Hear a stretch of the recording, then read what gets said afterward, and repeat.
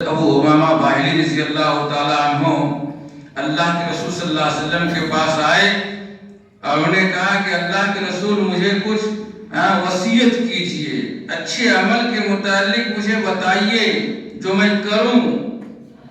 آپ نے فرمایا کہ روزہ رکھا کرو، اس کے برابر کوئی عمل نہیں ہے۔ پھر اس نے دوبارہ اپنا سوال دہرایا، اپنی بات دہرائی۔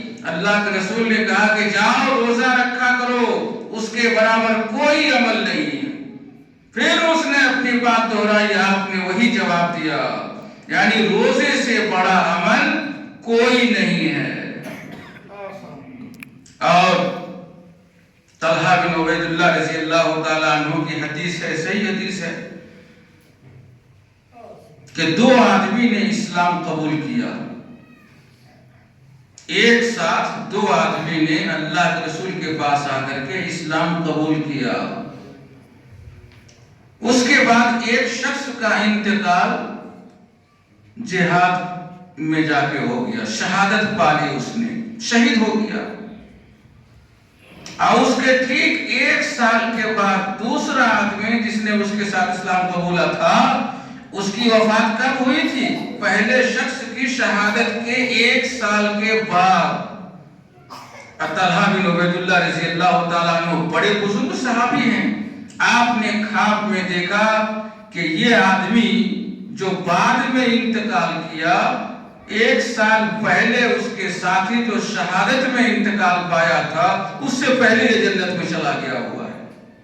وہ خواب میں دیکھ رہا ہے۔ اللہ کے رسول صلی اللہ علیہ وسلم کے پاس آئے اور انہوں نے اپنا خواب کا سنایا۔ آپ نے فرمایا کہ اچھا تم یہ بتاؤ کہ کیا یہ شخص اس کے ایک سال کے بعد تک جو زندہ رہا، اتنی نمازیں انہوں نے نہیں پڑھی؟ ہاں پڑھی۔ کیا ماہ رمضان اس نے نہیں پایا تھا؟ ہاں پایا تھا۔ اس کا روزہ رکھا تھا کہ نہیں؟ ہاں۔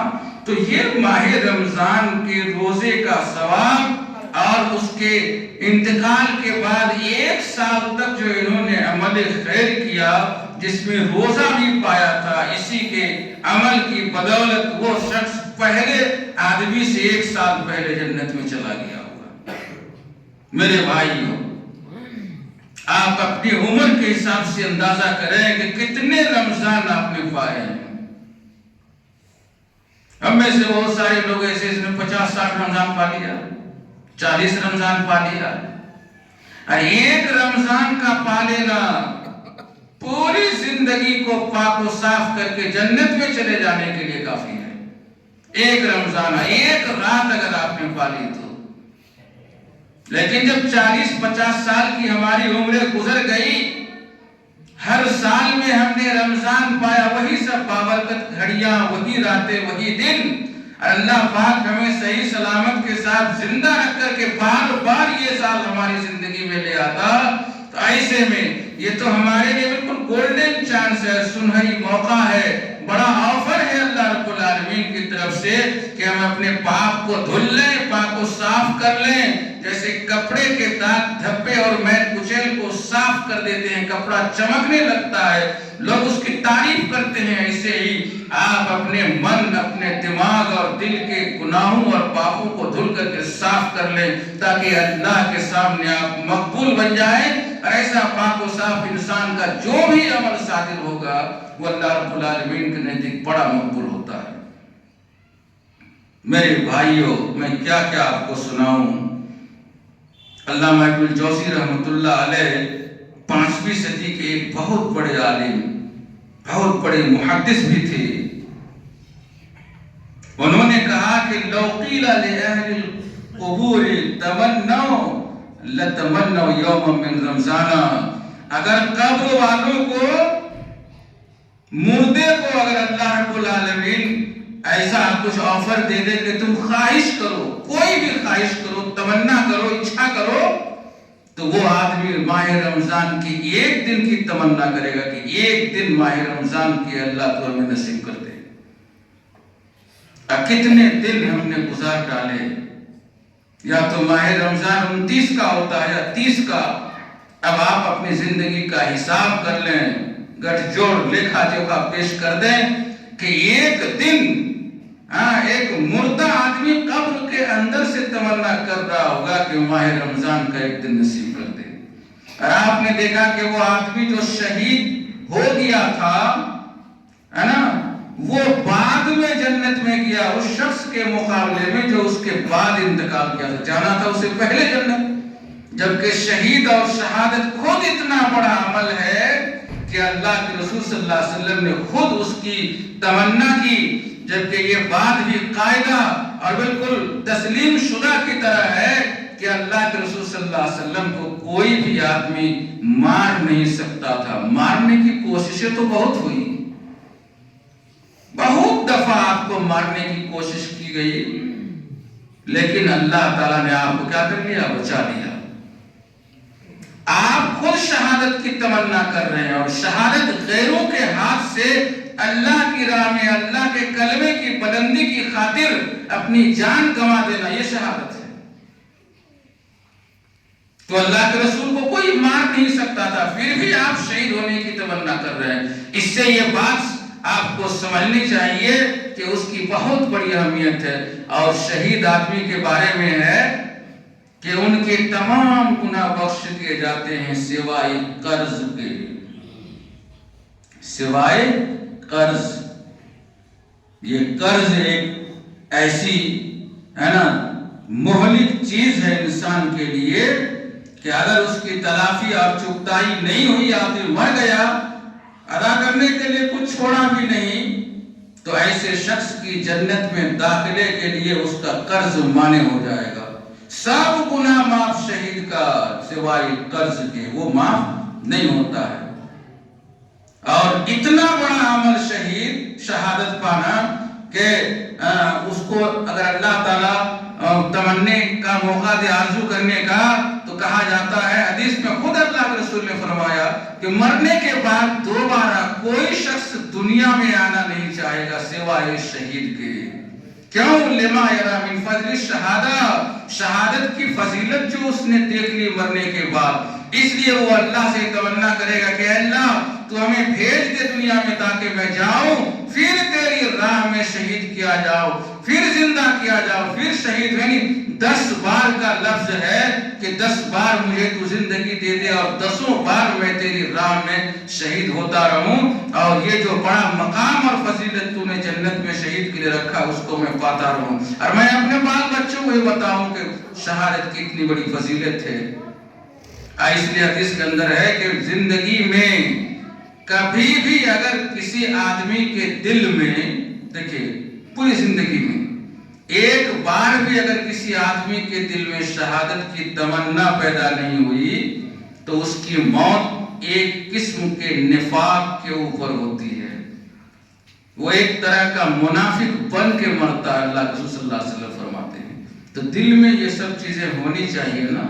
اسلام اور یہ سارا دین وغیرہ تو اسی سب عملوں کے بعد جو ہے نا یہ دنیا کے اندر غلبہ حاصل کیا ہے۔ تو شہید سے پہلے ایک روزے دار جنت میں چلا جاتا ہے۔ اللہ فرماتے ہیں کہ اے ایمان والو، تمہارے اوپر روزے فرض کر دیے گئے، اس کی فرضیت لکھ دی گئی، اب مٹنے والی نہیں ہے۔ جیسے تم سے پہلے والوں کے اوپر روزہ فرض کیا گیا تھا۔ یہ بات کہنے کی کیا ضرورت تھی کہ پہلے والوں پر جیسے روزہ فرض کیا گیا؟ یہ ہماری تسلی کے لیے، تاکہ کوئی یہ نہ سوچے کہ اتنی کڑی اور سخت عبادت بھوک اور پیاس کی اللہ نے ہمارے اوپر ہی کیوں متعین کیا، اور لوگ نہیں تھے۔ لیکن اللہ تعالیٰ نے فرمایا کہ پہلے کی جتنی بھی امتیں گزری سب کے اوپر روزہ فرض تھا۔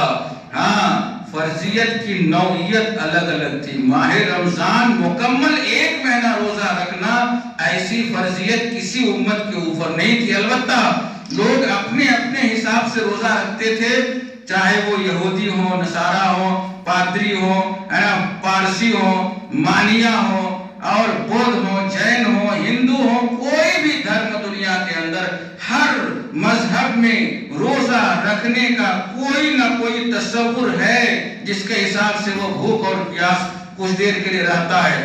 کچھ لوگ ستارے، چاند، سورج کو اپنا بابرکت دیوی دیوتا مان کر کے اس کو خوش رکھنے کے لیے کیا کرتا؟ روزہ رکھتا ہے۔ کچھ لوگ ہندوؤں کے یہاں بھی ایسا ہے کہ بعد سورج غروب ہونے کے بعد سے لے کر کے شفق غائب ہونے تک، شفق سورج غروب ہونے کے بعد جو سرخی پھیلی رہتی ہے نا، اس کو شفق کہتے ہیں، وہ غائب ہونے کے بعد ہی عشاء کا وقت شروع ہوتا ہے، اس سے پہلے نہیں۔ تو وہ سورج غروب ہونے کے بعد شفق غائب ہونے تک کھانے پینے سے رکا رہتا ہے۔ اور بعض لوگوں کے یہاں اس کا تصور ایسے ہے کہ دودھ، دہی، مکھن، مچھلی، میٹ وغیرہ سے بچتا ہے اور اسی کو روزہ تسلیم کرتا ہے، باقی شاکاہاری جو ہے بن کر کے وہ روزہ رکھتا رہتا ہے۔ اور کچھ لوگ سورج غروب ہونے کے بعد سے لے کر اگلے دن سورج طلوع ہونے تک ان کا یہ ٹائم ٹیبل ہوتا ہے۔ تو کچھ اپنے کسی مذہبی یاد میں کوئی حادثہ یا کوئی بڑی نوازش کا موقع کسی کی زندگی، کسی قوم کی زندگی میں آیا ہو تو اس کی یاد میں روزہ رکھتا چلا آ رہا، اور کچھ لوگ دن کے بعد تاریخ میں فکس کر لیتے ہیں کہ یہ فلاں مہینہ ہے، اس کی 10ویں یا 15ویں تاریخ کو روزہ رکھنا ہے۔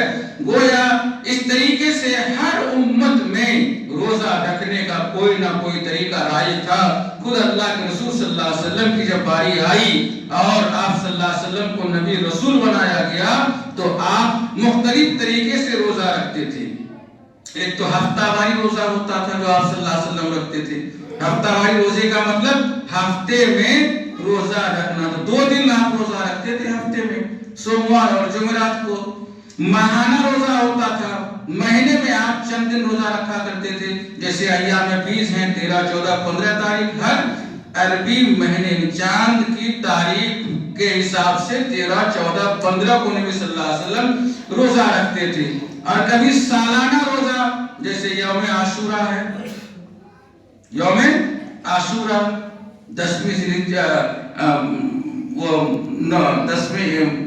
9ویں محرم کو کیا کرنا، روزہ رکھنا۔ اس طریقے سے محرم کی 10ویں تاریخ کو روزہ رکھنا، یا عرفہ کا روزہ ہے جیسے 9 ذی الحجہ کو رکھنا۔ تو یہ سب روزہ جو ہے عاشورہ کا، یہ عرفہ کا، یہ سالانہ روزہ ہے۔ اور کبھی آپ صلی اللہ علیہ وسلم کے روزہ رکھنے کا تصور ایسا ہوتا تھا، رکھتے چلے جاتے تھے مسلسل، اور کبھی ایسا ہوتا تھا کہ چھوڑنے کا سلسلہ چلتا رہتا تھا۔ لیکن جب رمضان سن 2 ہجری میں